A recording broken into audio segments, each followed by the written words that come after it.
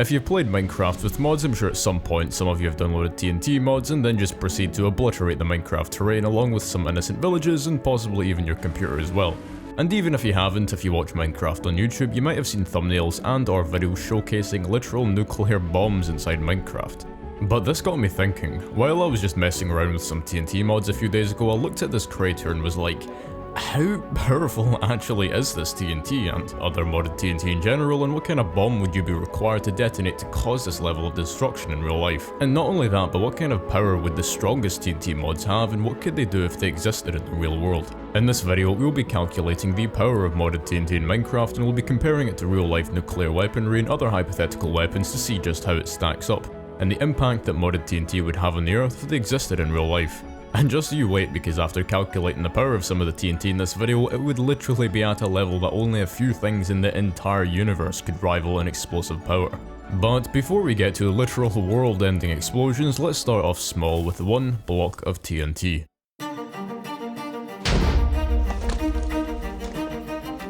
So in Minecraft terms, this explosion isn't really that big. Like if you accidentally detonated this TNT inside your house, you know, as long as it's not near any chests or any storage areas, then you could easily repair the damage done by this. Now, even though I just refer to this as a small explosion, this is only small by Minecraft standards. The crater produced by this block of TNT is 8 blocks wide. And with one Minecraft block equaling 1 cubic meter in real life, this crater in metric terms is 8 meters in diameter. Now there are a few ways to estimate the amount of explosive power required to produce a crater this large, such as calculating the total volume of destroyed blocks and sort of estimating the amount of TNT required to destroy, say, like 20 cubic meters of said material. And there are quite a few other ways you can go about doing this. But for the purposes of this video, so it's not a math tutorial 3 hours in length, we're just going to keep things simple by simply using the diameter of the crater as our data. To estimate the amount of TNT required to create an 8 meter diameter crater, we can use empirical formulas derived from observations of explosions. One such formula relates the crater diameter to the equivalent mass of TNT as follows, where D is the crater diameter in meters and W is the equivalent mass of TNT in kilograms. And with K as an empirical constant, the value of K can vary depending on the type of soil and rock, but a commonly used value is around 5 to 10 for typical ground and soil conditions. Now, we could go very in depth and try to accurately determine this K value by sort of researching the blast resistance and composition of specific Minecraft blocks, but like I said earlier, to keep things simple for you, the viewer, and to not change the main topic of this video too much, we're just going to use 7 as our K value as an average between 5 and 10. Now, if you input our variables and do the math, it would take approximately 448 kilograms of TNT to produce this crater. And for some context, this is what 500 kilograms of TNT looks like in real life. Basically, Minecraft TNT is really dangerous. Do not try this at home. Now, something interesting about this is the fact that this one block of TNT is obviously 1 cubic meter of the stuff, which would equate to about 1600 kilograms of TNT. Yet this very same block of TNT produces a crater of which only about 448 kilograms of the stuff would produce. This basically means that Minecraft TNT is actually kind of weak. Alright, that's cool and all for an introduction, but now let's test out something that is, to say the least, a lot more powerful.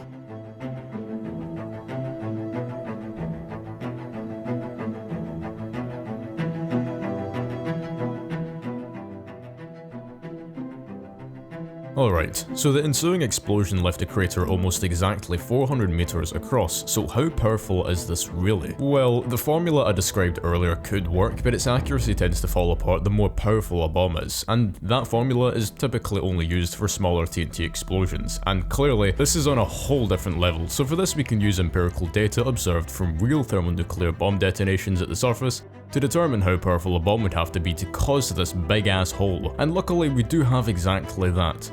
Operation Redwing was a United States series of 17 nuclear test detonations from May to July 1956 conducted at Bikini and Eniwetak, I think that's how you pronounce it, Eniwetak atolls, and according to the data from nuclearweaponsarchive.org, yes, you can access this online, test codename Lacrosse had a yield of about 40 kilotons and produced a crater 120 meters in diameter. And test codename Zuni had a yield of 3.5 megatons and produced a crater 710 meters in diameter. So to do this, we'll use a simplified approach by calculating the yield needed for a 400 meter diameter crater based on the proportional relationship between crater size and yield using ratios. And based on this data, we can estimate that it would take about 778 kilotons to do this. which for comparison is about 50 times more powerful than the atomic bomb dropped on Hiroshima in 1945. If we just take the higher end estimation and round it to about 1 megaton, this may sound pretty insane, but this is actually only 1/50th of the strength of the Tsar Bomba, the most powerful thermonuclear bomb ever detonated in the history of mankind. What's even more insane is that the fact that the Tsar Bomba originally had a yield of about 100 megatons, but because of a multitude of reasons, primarily the uncertainty that the pilot would escape the blast after it was dropped, even after strapping a parachute to the bomb to slow its descent, they tuned it down to about half its strength at 50 megatons.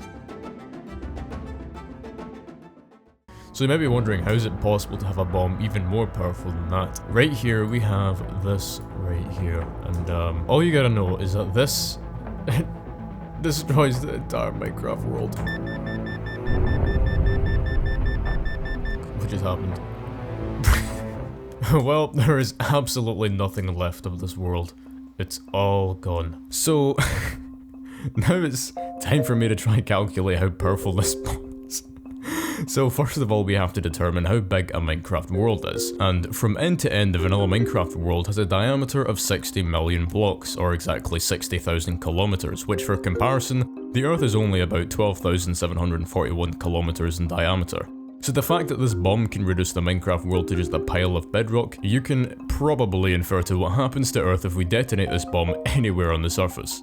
Alright, so assuming a 1 megaton blast can produce a crater 400 meters across, if we use this formula and assuming the empirical constant n to be 0.4, which has been historically used in similar nuclear calculations, we get a yield of 8.71 trillion megatons of TNT, or about 8.71 billion gigatons.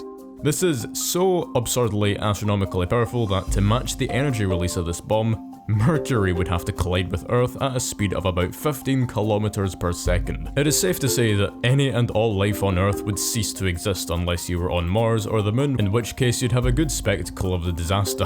But we're not done yet, because there is a TNT that goes beyond even this, and you might be wondering once again, how is that even possible? And I mean, what more is there to destroy than the entire Minecraft world? And that, my friend, is what makes this even more impressive.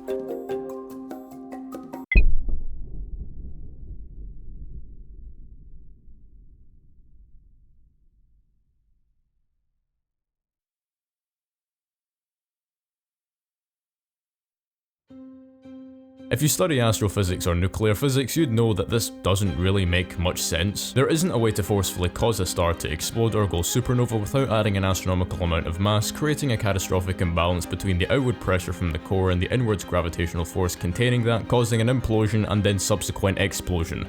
Basically, if you don't understand, you don't have to. All you gotta know is that this sentence is kinda misleading, so from this we can infer two scenarios. Either there is a bomb at the center of the star that is so astronomically powerful that when detonated, it just looks like a supernova from our perspective in Minecraft, or it actually is a supernova and the bomb somehow materializes out of thin air at least several times the mass of the sun's worth of elements, say like hydrogen or something. Assuming that this actually is our sun, which by the way is a whole different topic of debate itself, but let's just assume it is, I honestly wanted to believe the answer was the former, as the latter is just more improbable to do in real life. After all, matter cannot be created nor destroyed. However, there is one detail that confirms that this is indeed a supernova. After the explosion, a star still remains. If there was a nuclear bomb or antimatter bomb or any hypothetical bomb powerful enough to look like a supernova, there would be nothing left, like it would completely obliterate the star and any matter around the star. However, the fact that a star still is left behind means only one thing. This, right here, is a neutron star, which is the remnants of large stars that go supernova. And this is actually a very important detail in calculating how powerful this explosion is. Alright, there are two things that can be left behind after a very large star goes supernova. Either a neutron star or a black hole. So this means our sun in Minecraft is large enough to go supernova and leave behind a neutron star, but isn't quite massive enough to leave behind a black hole. For our sun to go supernova and leave behind a neutron star, it would have to be at least 7 times more massive.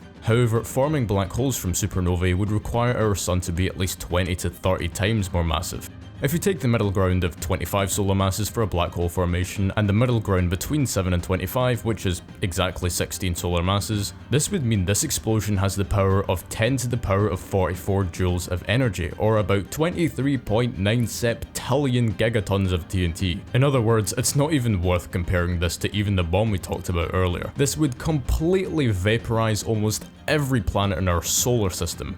And that would be the end of it all. All because of this one Minecraft remote.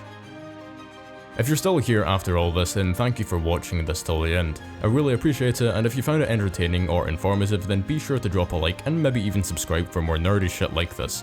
And with that said, and I'll see y'all later.